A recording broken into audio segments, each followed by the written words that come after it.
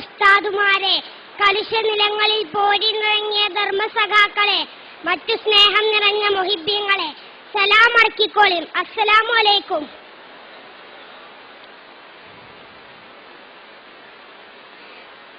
കുറച്ച് ലേറ്റായിട്ടാണെങ്കിലും നമ്മളെ സാഹിത്യോത്സവിന്റെ വേദിയിലാണ് ഞാനും നിങ്ങളും.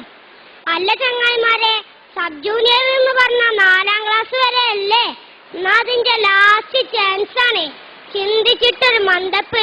ഒരീസം സ്കൂളിൽ കളിച്ചാൻ വിട്ടപ്പം ഞാനും എന്റെ ചങ്ങായിമാരും റബ്ബറും തോട്ടത്തിലൂടെ ഇങ്ങനെ നടക്കുകയും അപ്പണ്ട് അവിടെ ഇവിടെ ആയിട്ട് ആൺകുട്ടികളും പെൺകുട്ടികളും യാതൊരു എളുപ്പമില്ല ചൊറച്ചിങ്ങനെ നടക്കണ്. എന്തൊരു കഥ! നമ്മളെ ജാതിക്കാരനെ ഹറാമല്ലേ കൂട്ടരെ? ഇത് കണ്ടപ്പോഴാ ഈ കഥ ഓർമ്മ വന്നത്. ഫളിലുള്ളാഹിന്റെ ചരിത്രം ഭയങ്കര ഗ്ലാമറേനി മൂപ്പര്. ഇന്നത്തെ സിനിമാ നടന്മാരെ ആനച്ചന്തമല്ല. പിന്നെ മുത്തുനബി ചൊർക്കി സർട്ടിഫിക്കറ്റ് കൊടുത്ത ആളാണ്, ചില്ലറക്കാരനല്ല. അതുകൊണ്ട് തന്നെ സ്വഹാബി കുടുങ്ങി. എവിടേക്കിറങ്ങിയാലും മൂപ്പരെ ഒളിഞ്ഞു നോക്കാൻ നല്ല ചൊറുക്കുള്ള പെൺകുട്ടികള്. മൂപ്പർക്കാണെങ്കിൽ ദുന്യാവില് യാതൊരു കമ്പമല്ല. മദീനത്ത് വലിയൊരു സമ്പന്നന്റെ മോളുണ്ടേനി, ജാരിയാന്നാ തോന്നുന്ന പേര്. പെരും ചൊർക്കേനി. ലോഡ് കണക്കിന് മഹറേറ്റ് കൊറേ സുന്ദരന്മാർ ഓളെ കെട്ടാൻ വന്നിക്കണേ. ഓൾക്കാർക്കും മോളെ കിട്ടിയിട്ടില്ല. കാരണം എന്താ അറിയോ? ഓളെ മാനസകൊട്ടാരത്തിലൊരാളുണ്ട്. അല്ല, ആരാപ്പത്? നമ്മളെ കഥാനായകൻ ഫളിലുണ്ടാഹു. ഇതൊക്കെ പ്രേമം മൂത്ത് മൂപ്പരെ വശീകരിക്കാൻ പലവട്ടം ശ്രമിച്ചു. മൂപ്പരിക്കുണ്ടോ പൂതി? സുബൈക്ക് പള്ളിക്കൊക്കെ പോകുമ്പോ പോലും സ്വൈര്യം കൊടുക്കൂല. അങ്ങനെ ഇരിക്കുമ്പോഴാണ് ഹജ്ജ് സീസൺ എത്തുന്നത്. പോകണോലൊക്കെ മദീന SISന്റെ അന്നത്തെ ചീഫ് അമീർ സൽമാൻ ഫാരിസ് റളിയല്ലാഹു അൻഹുവിന്റെ അടുത്ത് രജിസ്റ്റർ ചെയ്തു. കൂട്ടത്തിൽ നമ്മളെ ഫളിലൂനും ഉണ്ടേനി. എന്ത് ചെയ്യാനാ? ഈ വിവരം നമ്മളെ ലൈലപ്പെണ്ണറിഞ്ഞു. ഉടനെ പമ്പർന്നോളും ഒപ്പിച്ചൊരു സീറ്റ്. കുറച്ചു ദിവസങ്ങൾക്ക് ശേഷം യാത്ര ആരംഭിച്ചു. രാത്രിയായപ്പം കുറേ ദൂരത്ത് അമീറിന്റെ നേതൃത്വത്തിൽ സംഘം തമ്പടിച്ചു. അപ്പോഴല്ലേ ശല്യം. ഫളിലുവിന്റെ തമ്പിന്റെ അയലോക്കത്തിന് ഈ പെണ്ണും തമ്പട്ടി. നൗദുബില്ല. രാത്രി എല്ലാരും ഉറങ്ങിയപ്പോഴല്ലേ പുകില് ഈ പെണ്ണ് ഫളിലുവിന്റെ തമ്പിനകത്ത് കയറി പറ്റിയേക്കണേ.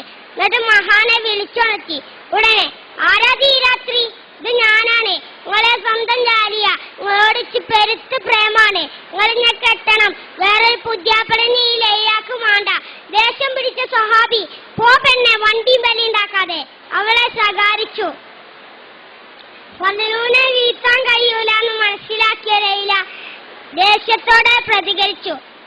അങ്ങനെയല്ലടാ, ഈ പെണ്ണ് നിന്നെ ഒരു പാഠം പഠിപ്പിക്കും. പിറ്റേന്ന് നേരം വെളുത്തപ്പോ റെയ്ഡാ അമീറിന്റെ നേതൃത്വത്തിൽ. അല്ലാ, എന്താ അറിയോ? ലൈലാന്റെ വജ്രമാല കളവ് പോയിക്കണല്ലോ. സംഘങ്ങളെ റെയ്ഡ് ചെയ്ത് ഇപ്പം എത്തിയിരിക്കുന്നത് ഫളിലുള്ളാഹിന്റെ തമ്പിൽ സൽമാൻ റളിയല്ലാഹു അൻഹു പറഞ്ഞു. നിങ്ങളെ ഞമ്മക്ക് സംശയമില്ല, എന്നാലും റെയ്ഡ് ചെയ്യണല്ലോ. നിങ്ങൾക്ക് കേൾക്കണോ കൂട്ടരെ? മാല കിട്ടി, മൂപ്പരെ പെട്ടീന്ന്. സുബ്ഹാനല്ലാഹ്, ആകെ കോലാഹലം. കൊറേ ആൾക്കാർ മൂപ്പരെ കുറ്റം പറഞ്ഞു.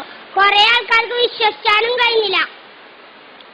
പടച്ചോനെ, അന്നന്തിക്ക് ലൈലാന്റെ തമ്പുന്ന ഒരച്ചിയും പൊളിയും. ഓടി വരണേ, ഇവനെന്നെ അപമാനിക്കുന്നേ. എല്ലാരും പാടെ തുണിന്റെ കോന്തലയും പിടിച്ച് ചാടി വണ്ടി ചെന്നോക്കുമ്പോട്ട് സുബ്ഹാനല്ലാഹ്, ലൈല അല്പവസ്ത്രയായി നിൽക്കുന്നു. പരിസരത്ത് ഫളിലുള്ളാഹു. ജനം വാമായി പിടിച്ചു കെട്ടടായി കള്ളശേഖനെ. കണ്ടാ ഭയങ്കര സൂപ്യ. 2 മഹാകുറ്റങ്ങളായി ഇവൻ ചെയ്തു കൂട്ടിയെ.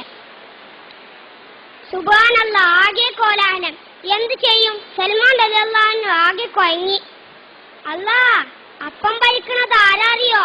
ഉമറുൽ ഖത്താബ. കേസ് കേട്ടപ്പോ മൂപ്പരാകെ ഞെട്ടി. പടച്ചോനെ, ഫളിലൂൻ ഇങ്ങനെ ചെയ്യൂലല്ലോ. അതുണ്ടാകൂല. ഏതായാലും ഈ കേസ് നടത്താൻ നല്ലത് അലി റളിയല്ലാഹു അൻഹു ആണ്. അങ്ങനെ കേസ് അലി റളിയല്ലാഹു അൻഹുവിന്റെ അടുത്ത്. അപ്പൊ തന്നെ ലൈലിയോൾ അടിമി വറക്കാൻ തുടങ്ങിയിരിക്കണേ. അലി റളിയല്ലാഹു അൻഹു ചോദ്യം തുടങ്ങി ലൈലാനോട്. ഇതൊക്കെ ഉണ്ടായോ? അതെ. മാല എവിടെയാണ്? എന്റെ പെട്ടിയില്. അതെന്തേ അണിയാഞ്ഞു? ഒന്നുമില്ല. പിറ്റേന്ന് ബലാത്കാരത്തിന് ശ്രമിച്ചയാൾക്കും മാല എടുക്കാൻ വന്നപ്പോ അതിന് കഴിയൂലേനോ? എന്താ അറിയില്ല. ഫളിലൂനോട് ഇതൊക്കെ ഉണ്ടായോ? അതെ, ഞാനൊരു തെറ്റും ചെയ്തിട്ടില്ല. പിന്നെ എങ്ങനെ നിങ്ങൾ ലൈലയുടെ തമ്പിൽ? അല്ലാഹു ആലം. ചെന്ത് ചെയ്യും റബ്ബ് എങ്ങനെയായാലേ.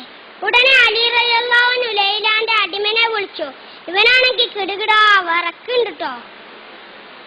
പറയടാ, എന്തുണ്ടായി? പറയാമേ, എന്റെ യജമാനത്തി പറഞ്ഞത് കളവാണ്. ആദ്യത്തെ ദിവസം യജമാനത്തി ആ തമ്പിൽ പോയിരുന്നു. മാല കഴുത്തിൽ തന്നെയായിരുന്നു അണിഞ്ഞിരുന്നത്. രണ്ടാമത്തെ ദിവസം ഫലൂനെ ഒരു പൊടി തന്നു അതുകൊണ്ട് മയക്കിക്കൊണ്ടുവരാൻ യജമാനത്തി എന്നോട് പറഞ്ഞു. ഞാനങ്ങനെ ചെയ്തു. ശേഷം എന്തോ മണപ്പിച്ചു. അപ്പോൾ സഹാബിക്ക് വെളിവ് കിട്ടി.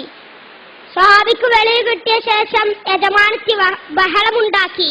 പൊളിഞ്ഞില്ലേ, എല്ലാം പൊളിഞ്ഞില്ലേ. ലൈലാന്റെ കള്ളത്തരങ്ങൾ മുഴുവനും. അങ്ങനെ ലൈലക്കെതിരെ ശിക്ഷ വിധിച്ചു. സത്യമേ ഒടുക്കം ജയിച്ചുള്ളൂ. അതാണ് എപ്പോഴും സത്യസന്ധരാകാന്ന് പറയണേ. നോക്കിയും കൂട്ടരെ, ഞങ്ങൾ ഈ സഹാബിന്റെ മനസ്സിൽ ഇത്രയും നല്ലൊരു സുന്ദരനെ കിട്ടിയിട്ടും അള്ളാഹ്ക്കും വേണ്ടി ഒഴിവാക്കിയത്. നമ്മളൊക്കെ ആണെങ്കിൽ ചാടി പൂണോളും. അള്ളാഹു അവരുടെ കൂടെ നമ്മെ സ്വർഗത്തിൽ ഒരുമിച്ച് കൂട്ടട്ടെ. ആമീൻ. നേരം കുറേയായി. കഥ പറഞ്ഞ് ഞാനും കൊയങ്ങി. കേട്ടങ്ങളും നിർത്താണേ. അടുത്തെല്ലാം നിങ്ങൾക്ക് കഥ അറിഞ്ഞുതരാൻ ഈ കുഞ്ഞാനുണ്ടാവൂല. അള്ളാഹു നമ്മെ നന്മയിലാക്കട്ടെ. ആമീൻ. അസ്സലാമു അലൈക്കും.